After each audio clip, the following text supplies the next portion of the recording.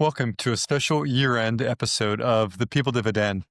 I can't believe we're here, the end of 2025. And as we celebrate this moment, ending the year and prepare for some new beginnings, I'm going to invite all of you to pause and celebrate the progress we've made together. From the first steps I took with this podcast as Authentic Change with Mike Horne to where we are today, this podcast has always been guided by one principle. People are an essential asset. They're central to the celebration of the human spirit in organizations, and we need to do more of that, more with that, and empower this more. So when I set out with season 9, I set out with a clear intention, and that was to continue to provide you with the tools, insights, and inspiration, I hope, to help your teams and organizations reach their highest potential. Even though we can't be together every day, you can never read the People Dividend or Integrity by Design enough, but the podcast is a way that we explore the tangible returns and lasting impact of prioritizing people, what I call the People Dividend. Our guests this season brought perspectives and energy. They made every conversation a building block for growth. So I'm going to run through some of that for this season and at least some of the key themes that emerged for me. One is trust and motivation. I've written extensively about this. I talk a lot about trust, but at the core of everything is work in the workplace is trust. We began our season emphasizing its power,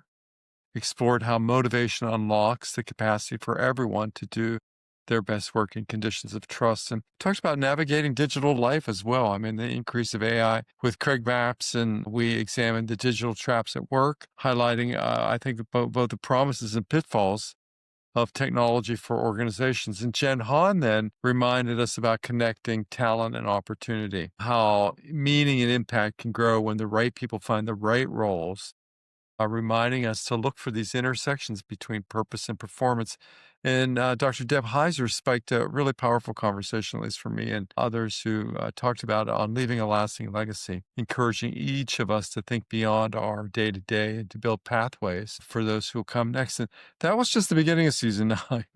Joel Zeff joined us about fostering a dynamic culture, lessons in leadership and improv, reminding us that creativity, spontaneity, humor can strengthen any team. And Nellie Wartoff challenged us to reimagine communication, moving away from top-down directives towards open and honest dialogue. As we did this, I think we worked through a theme of sustaining growth and motivation and momentum. Ernesto Gomez shared his strategies for keeping innovation alive, no matter the market's place. And in my own reflections, I offered ways to keep leaders and teams resilient, highlighting some of the practical approaches to weathering all the change we've experienced in 2025 and will continue to find in the next year.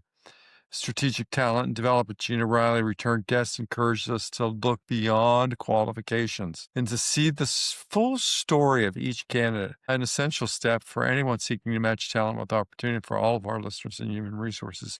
So critical. I was just listening to this episode, Gad Nessel, Change from Within. He really gave a firsthand account of guiding transformation, while Michelle Schaefer, on the other hand, empowered anyone feeling unfulfilled at work to reclaim their purpose. So 2 great episodes on change and change management and change from within. And then our journey continued with Empowerment in Action, Adam Jackson, speaking about the difference that empowered talent makes. Edith Parsons mapping out strategies for professionals preparing for new chapters, in Branson Hill sharing his wisdom from the entrepreneurial path. One question that particularly echoed throughout the season for me was, how do we know people-centric strategies deliver results? And I dedicated a lot of time to exploring this and the metrics that truly matter, outlining steps that leaders can attract growth, engagement, and innovation. We were inspired by Teresa McClo's experience moving from struggle to strength, and Steve Fisher's look into the age of intelligence.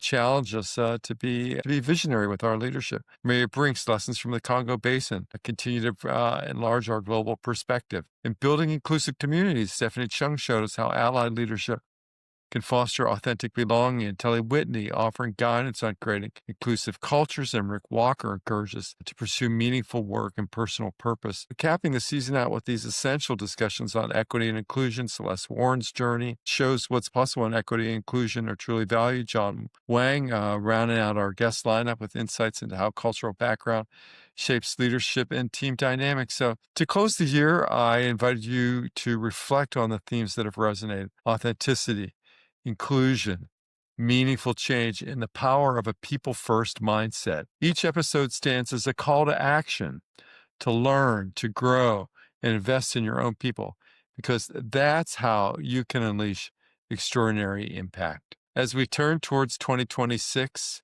be encouraged. Your leadership has the power to shape cultures, advance equity, and inspire remarkable results. People are at the heart of every achievement, and when we invest in them, we all rise. I want to thank you for listening, sharing your insights, and bringing this learning into your organizations. Let's commit to another year of intentional growth together. I look forward to even deeper conversations in the coming season. Until then, keep championing your people and celebrating every positive change. So for more insights, resources, and full episode archives, visit mikehorne.com/podcast. I'm wishing you a season, a happy new year filled with purpose, growth, and possibilities. See you the next time on the People Dividend.